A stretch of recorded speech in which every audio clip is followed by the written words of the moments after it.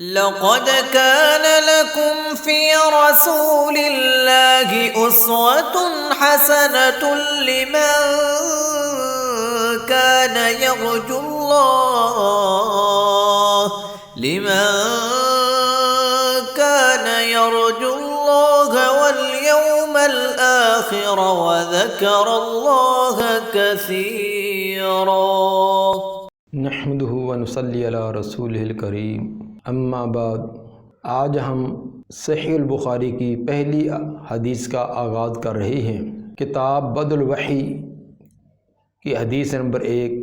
قال حدثنا الحمیدی عبداللہ بن الزبیر قال حدثنا سفیان قال حدثنا یحیی بن سعید الانصاری قال اخبرنی محمد بن ابراہیم التیمی انه سمع علقمۃ بن وقاص اللیثی یقول سمعت عمر بن الخطاب رضی اللہ عنہ علی المنبر قال سمعت رسول اللہ صلی اللہ علیہ وسلم یقول انما الاعمال بالنیات وانما لکل امرئ ما نوى فمن كانت هجرته الى دنیا یصیبها او الى امرأة ينكحها فہجرته الى ما ہاجر الیہ۔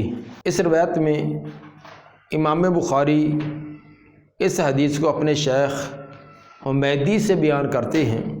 حمیدی امام بخاری رحمہ اللہ کے مکی اساتذہ میں سے ہیں، جن کی کنیت ابو بکر، نام عبداللہ بن زبیر بن عیسیٰ اور حمید بن اسامہ کی طرف نسبت کرتے ہوئے ان کو حمیدی کہا جاتا ہے۔ اور حمید بن اسامہ یہ بنو اسد بن عبد العزیٰ کے بڑے خاندان میں سے ایک چھوٹا اسرہ ہے۔ امام حمیدی بہت بڑے امام اور ایک عظیم کتاب کے مصنف بھی ہیں۔ امام شافعی رحمہ اللہ کے کلاس فیلو ساتھی ہیں۔ امام ابن عیینہ سے علم حاصل کرنے میں یہ مکی شیوخ میں سے ہیں۔ 219 ہجری کے اندر ان کی وفات ہے۔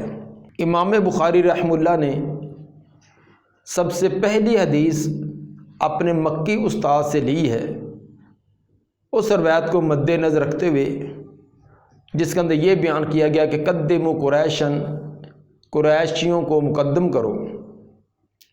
یہ روایت امام شافعی اپنی کتاب الام جلد 1 صفحہ 188 پر لائے ہیں۔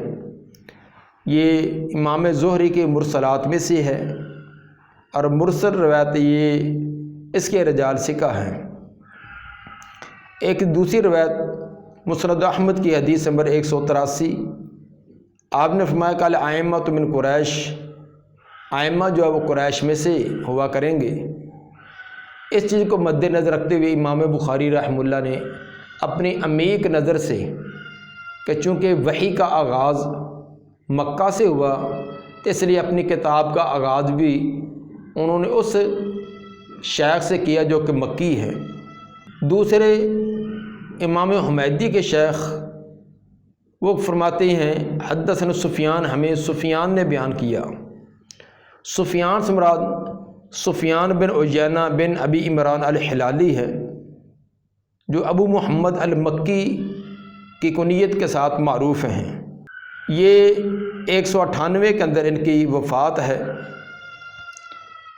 سفیان نامی ایک اور بھی شیخ ہے، سفیان بن سعید ثوری، لیکن وہ سفیان بن عیینہ کے استاد شیخ ہیں، اور ان کی وفات 161 ہجری کے اندر ہے۔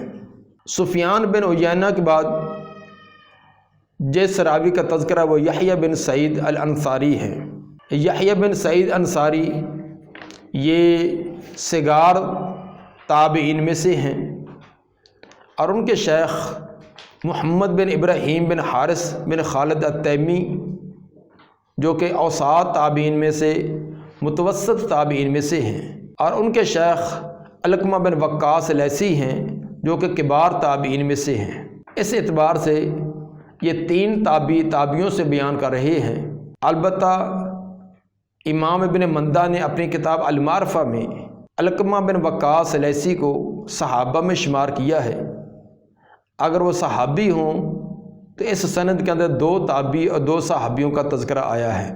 اس کے بعد عمر بن خطاب رضی اللہ تعالیٰ عنہ کا تذکرہ ہے، جو کہ خلفائے راشدین میں سے دوسرے نمبر پر ہیں، جن کی شان مرتبہ اور مقام بہت عظیم ہے۔ اور اب اتنی تفصیل ہم جو روات ہیں ان کے بیان نہیں کریں گے۔ تو بہرحال حضرت عمر بن خطاب رضی اللہ تعالیٰ عنہ کے مناقب کسی دوسری جگہ تفصیل کے ساتھ انشاءاللہ العزیز بیان بھی کریں گے۔ سمیت عمر بن الخطاب رضی اللہ تعالیٰ عنہ علی المنبر، علقمہ بن وقاص لیثی فرماتے ہیں، میں نے یہ روایت حضرت عمر رضی اللہ تعالیٰ عنہ سے منبر پر وہ یہ بیان فرما رہے تھے، وہاں یہ روایت سنی۔ قال سمیت رسول اللہ صلی اللہ علیہ وسلم یقول، سیدنا عمر بن خطاب رضی اللہ تعالیٰ عنہ فرماتے ہیں کہ میں نے نبی صلی اللہ علیہ وآلہ وسلم سے سنا، یقول انما الاعمال بالنیات، آپ فرما رہے تھے کہ اعمال کا دار و مدار نیتوں پر ہے، ہر عمل کا دار و مدار نیت پر ہے، جیسی نیت ہوگی اسی طرح کا انسان کو نتیجہ اور ثمرہ اس کا حاصل ہوگا۔ اس لیے فرمایا کہ وَإِنَّمَا لِكُلِّ امْرِئٍ مَّا نَوَىٰ، ہر انسان کے لیے وہی کچھ ہے جو اس کی وہ نیت کرے۔ فَمَنْ كَانَتْ هِجْرَتُهُ إِلَى الدُّنْيَا يُصِيبُهَا، جو ہجرت اس لیے کرے کہ کوئی دنیا کا مال و متاع، دنیا کے اسباب و وسائل، دنیا کے مفادات اس کو حاصل ہو جائیں تو اس کو دنیا ہی حاصل ہوگی۔ او لِمْرَأَةٍ يَنْكِحُهَا، یا کوئی کسی عورت کی خاطر ہجرت کرتا ہے کہ میں فلاں عورت کے پیچھے جاؤں گا، اس کی شرط اور اس کی شرائط کو مد نظر رکھتے ہوئے پہنچنے کی وجہ سے مجھے اس سے رشتہ کرنے کا موقع مل جائے گا۔ فرمایا کہ ہجرت الی ما ہاجر الیہ، جو نیت رکھ کر انسان ہجرت کرے گا وہی کچھ اس کو ملے گا۔ اس روایت کے اندر بنیادی طور پر یہ بات بتلائی گئی کہ نیت کا خالص ہونا یہ بہت اہم چیز ہے۔ بسا اوقات نیت کے اخلاص کی وجہ سے انسان عمل کرنے والوں کے درجے، بلکہ عمل کرنے والوں کے درجے سے بھی آگے بڑھ جاتا ہے۔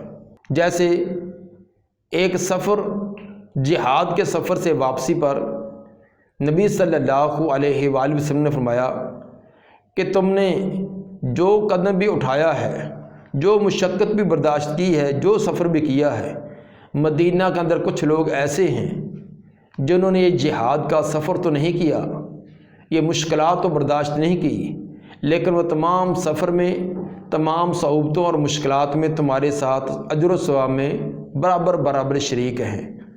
وجہ ان کی نیت بھی جہاد کے لیے آنے کی تھی، لیکن اپنی کسی شرعی مجبوری اور عذر کی وجہ سے وہ نہ شریک ہو سکے۔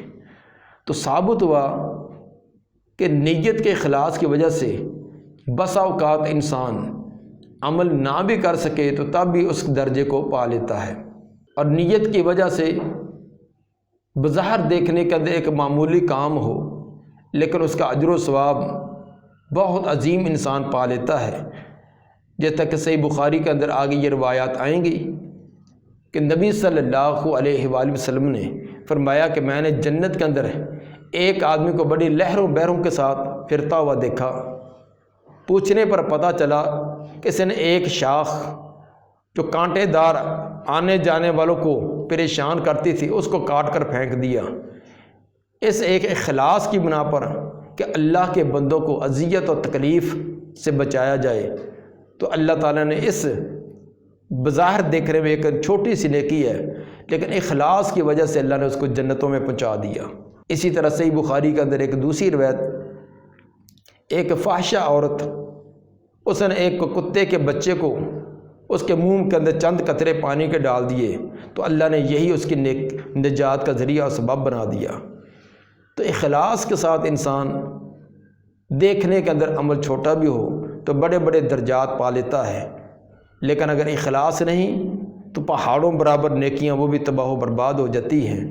جیسے کہ صحیح مسلم کی روایت مشہور آپ حضرات نے سنی ہے کہ سب سے پہلے جہنم کے اندر گھسیٹ کر جن کو پھینکا جائے گا وہ ایک جہاد کرنے والا مجاہد، اسی طرح قاری قرآن اور بہت بڑا سخی ہوگا، چونکہ ان کے اعمال اللہ کی رضا کے لیے نہ تھے، ریاکاری، شہرت، دکھلاوے کے لیے تھے، تو جس کا نتیجہ یہ نکلے گا کہ باقی لوگ جہنم کی طرف چلا کر لے جائے جا رہے ہیں اور ایسے ریاکاروں کو گھسیٹ کر پھینکا جائے گا۔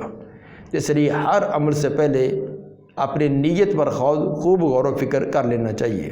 اس مختصر حدیث کو امام بخاری رحمہ اللہ صحیح بخاری کے اندر 7 مرتبہ لائے ہیں۔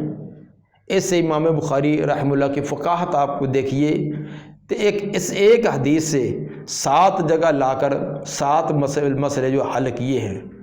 مثلا اس جگہ کتاب بدل وحی کے اندر لائے ہیں کہ وحی کی ابتدا ثابت امام صاحب یہ کرنا چاہتے ہیں کہ سب سے پہلی بنیاد وہ اخلاص نیت ہے، تو میں بھی اپنی کتاب کی بنیاد اسی پر رکھتا ہوں، اور ہر ایک قاری کو اور ہر ایک سامع کو چاہیے کہ اپنے ہر عمل کی ابتدا جو ہے وہ اخلاص نیت سے کرے۔ اس کے بعد یہی کہ حدیث جو ہے کتاب الایمان کے اندر لائے ہیں کہ ایمان جس طرح زبان کا اقرار اس کا اعتبار کیا جاتا ہے، اس طرح نیت کا اخلاص، دل کی تصدیق، اس کا بھی اس کے اندر شامل ہونا لازمی ہے۔ اگر صرف اقرار ہی ہو، دل کے اندر تصدیق نہ ہو، دل کے اندر اخلاص نہ ہو، تو ایمان قابل قبول نہ ہوگا۔ اسی طرح کتاب اقراء و جبر کے اندر بھی انما الاعمال بالنیات لائی ہیں۔ اگر کوئی جبراً کسی کو کلمہ کفر پر آمادہ کرے، اس کو گن پوائنٹ پر کلمہ کفر اس کے زبان سے کہلائے، وہ اپنی جان بچانے کے لیے یہ کلمہ کہہ دے، تو کیا وہ مسلمان رہے گا یا نہیں رہے گا؟ تو امام بخاری رحمہ اللہ نے استدلال یہ کیا کہ وہ بالکل مسلمان ہے، اس لیے کہ انما الاعمال بالنیات، اعمال کا دار و مدار نیت پر ہے، نیت اس کی اسلام ایمان والی ہے، صرف ایک جان بچانے کے لیے اس نے اگر کلمہ زبان سے اسلام کے منافی کہہ بھی دیا تو اس کا کوئی اعتبار نہ ہوگا۔ اسی طرح یہ حدیث کتاب الطلاق کے اندر بھی لائے، یہ مسئلہ ثابت کیا اگر کسی جبراً طلاق کہلوا لی جائے، گن پوائنٹ پر اس پر اسٹامپ پر سائن کروا لیے جائیں، یا زبان سے طلاق کا لفظ کہلا بھی دیا جائے، کیا جبری طلاق ہو جائے گی؟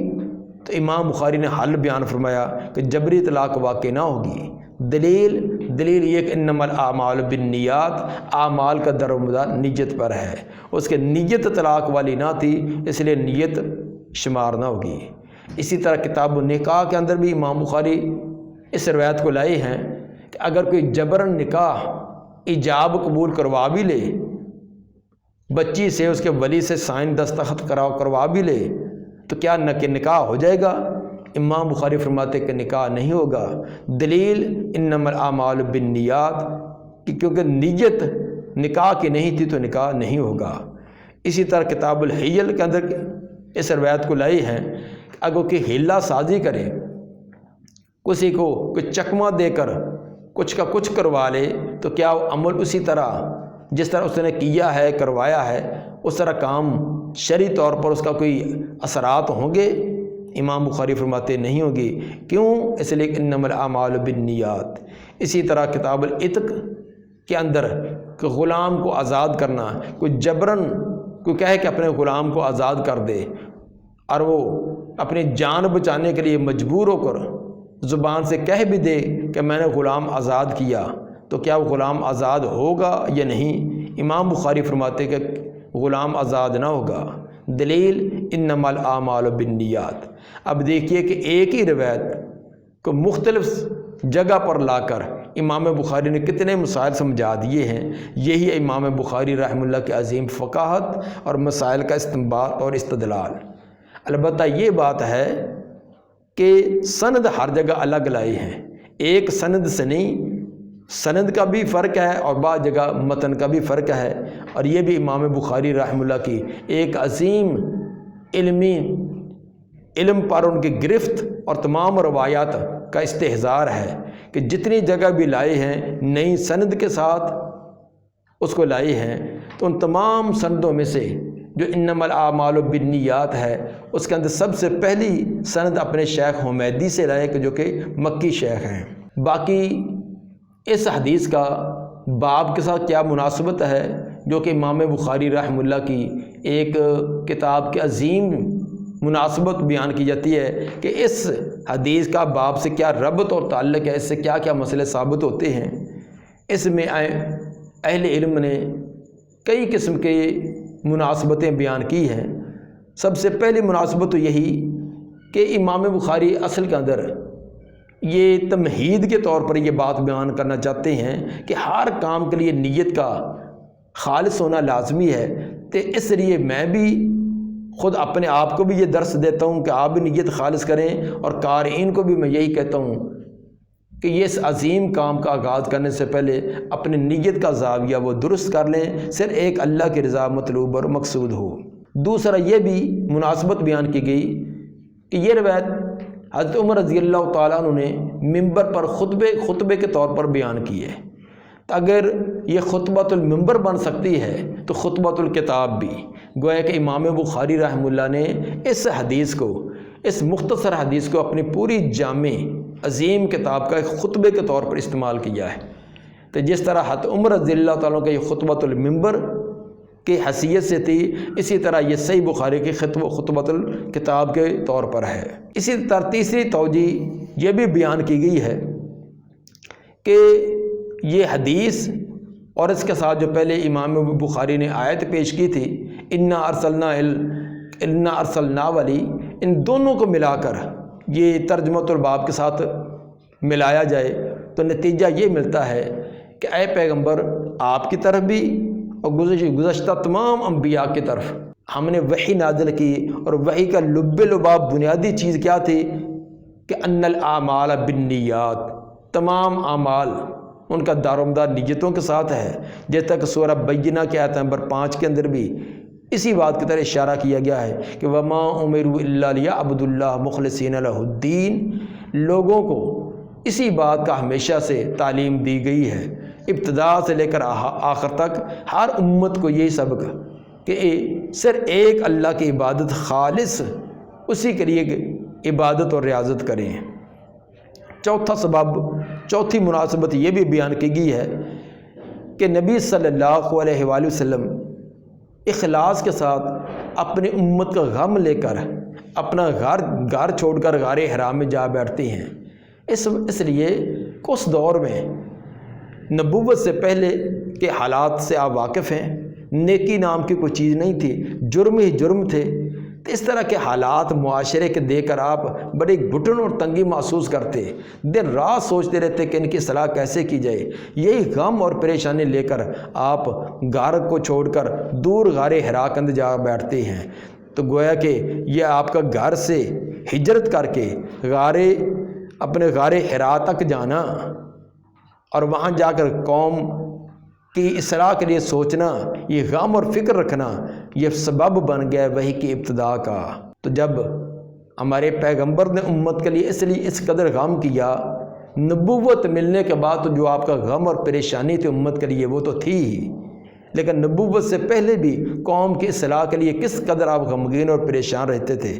تو جو انسان قوم کی ہمدردی اور غم لے کر تنہائیوں میں بیٹھ کر سوچے تو اللہ کوئی سبیل، کوئی راستہ اس کے لیے نکال دیتا ہے، اس کے لیے رہنمائی اس کی اللہ بنا ہی دیتا ہے۔ پانچواں نمبر کہ اس حدیث کا باب کے ساتھ کیا مناسبت ہے، یہ بیان کی گئی کہ وحی عمل کے لیے ہوتی ہے، وحی اس لیے کہ اس کے مطابق عمل ہو، اور عمل کی درستگی کے لیے نیت کا خالص ہونا ضروری ہے۔ تو اس لیے وحی، باب و بدل وحی اور اس حدیث کی آپس میں مناسبت کہ وحی عمل کے لیے اور عمل کی اصلاح کے لیے نیت کا خالص ہونا لازمی ہے۔ چھٹی مناسبت جو اہل علم نے بیان کی کہ وہ یہ ہے کہ وحی یہ وحبی چیز ہے، یہ کسبی نہیں کہ انسان محنت کوشش کر کے عبادت اور ریاضت کر کے وہ نبوت حاصل کر لے، ایسی نہیں ہے، یہ اللہ کی طرف سے عطا ہے۔ تو یہ ہے تو وحبی چیز، لیکن اللہ تعالیٰ یہ عطا اس کو کرتا ہے جس میں تمام کمالات کی اعلیٰ صفات ہوں، دیتا اللہ اس کو ہے، جس کے اندر تمام خوبیاں، تمام کمالات اعلیٰ درجے کے ہوں۔ تو اعلیٰ کمالات اور خوبیوں میں سے سب سے بڑی خوبی وہ نیت کا اخلاص ہے۔ نیت کا خالص ہونا یہ سب سے بڑی اور عظیم خوبی ہے۔ تو اس لیے انما الاعمال بالنیات کو یہ باب و بدل وحی کے ساتھ یہ ایک عظیم مناسبت اور گہرا ربط بھی ہے۔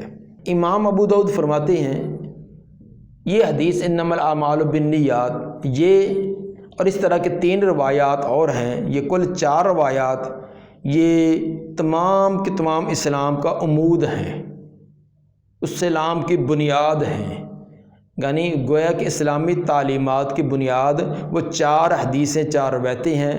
ان میں سے پہلی انما الاعمال بالنیات یعنی صحیح بخاری کی یہ پہلی روایت، اور دوسری من حسن اسلام المرء کہ ترکہ ما لا یعنی، انسان کے اسلام کی خوبی اور کمال یہ ہے کہ ایسے کاموں کو چھوڑ دینا جو لا یعنی ہوں، بے فائدہ، جن کا دین یا دنیا کا فائدہ نہ ہو، ایسے کاموں کو چھوڑ دینا یہ انسان کے اسلام کی خوبی ہے۔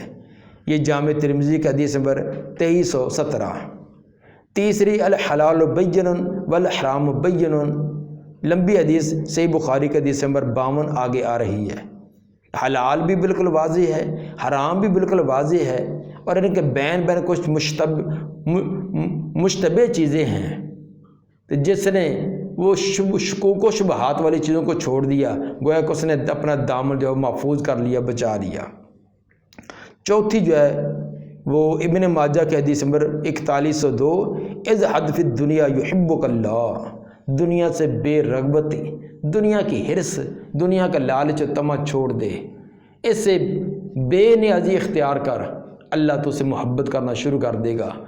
تو امام ابو داؤد فرماتے ہیں کہ یہ 4 روایتیں جو ہیں انتہائی مختصر اور پوری کی پوری اسلامی تعلیمات کا یہ لب لباب ہیں، ان کا یہ عمود اور بنیاد ہیں۔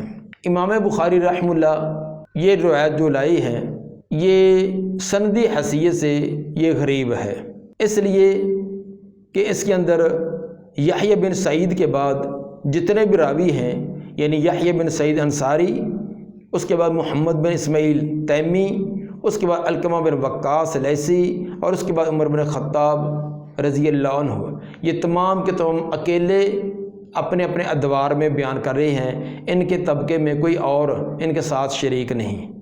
تو جس کو کسی طبقے کے اندر ایک راوی بیان کرنے والا ہو تو اس کو غریب کہا جاتا ہے، لیکن غریب حدیث وہ حجت اور دلیل ہے، صحیح اور ضعیف یہ الگ چیز ہے، اور غریب مشہور اور متواتر ہونا یہ ایک الگ چیز ہے۔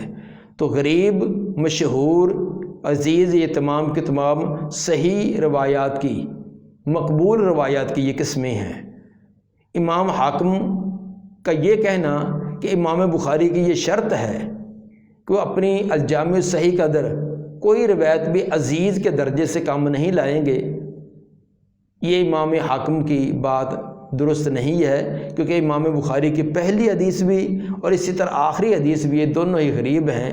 عزیز وہ ہوتی ہے جس کو کسی طبقے کے اندر 2 راوی بیان کرنے والے رہ جائیں۔ تو اس لیے صحیح بات یہ ہے کہ امام بخاری رحمہ اللہ نے اپنی کتاب کے اندر یہ شرط نہیں لگائی کہ وہ مشہور یا عزیز روایات ہی لائیں گے، اور غریب یعنی جس کو کسی طبقے کے اندر ایک راوی بیان کرنے والا رہ جائے اس کو بیان نہیں کریں گے، یہ شرط نہیں ہے، بلکہ غریب روایات یہ بھی مقبول ہیں، اور تمام کے تمام مقبول جو روایات ہیں امام بخاری نے صحیح ہوں، مقبول کے درجے کو پہنچی ہوں، ان کو درج کیا ہے۔ البتہ امام بخاری رحمہ اللہ کی اس روایت کے اندر ایک اور خوبی بھی ہے کہ انہوں نے تصریح کے جتنے بھی سیغے ہیں وہ اس کے اندر جمع کر دیے ہیں۔ مثلا تصریح کے سیغے حدثنا، اخبرنی، سامعہ، سمیعت، یہ تمام کے تمام جمع کر دیے ہیں، یعنی ایسی سند لائے ہیں جس کے اندر یہ تقریباً تحدیث کے سیغے تمام کے تمام ہی آ جائیں۔ اخبرنا اور حدثنا اس کے اندر امام بخاری رحمہ اللہ تو کوئی فرق نہیں کرتے، البتہ امام مسلم نے حدثنا اور اخبرنا کا یہ فرق بیان کیا ہے۔ اگر شیخ قرات کرے اور شاگرد سنے تو اس وقت یہ حدثنا یا حدثنی کا لفظ استعمال ہوتا ہے، لیکن جب شاگرد قرات کرے اور استاد سماع کرے اس کے لیے اخبرنی یا اخبرنا کا لفظ استعمال کیا جاتا ہے۔ تو یہ تھی صحیح بخاری کی پہلی روایت۔ اسی طرح ہمارا آگے سلسلہ انشاءاللہ العزیز درجہ بدرجہ چلے گا۔ اللہ تعالیٰ سے دعا ہے کہ ہماری نیت اس معاملے کے اندر انتہا درجے کی اخلاص والی کر کے جو اخلاص کے نتائج ملتے ہیں، اجر و ثواب ملتے ہیں، اللہ تعالیٰ ہمیں بھی وہ نصیب فرمائے۔ سبحان ربک رب العزت عما یصفون وسلام علی المرسلین والحمد للہ رب العالمین۔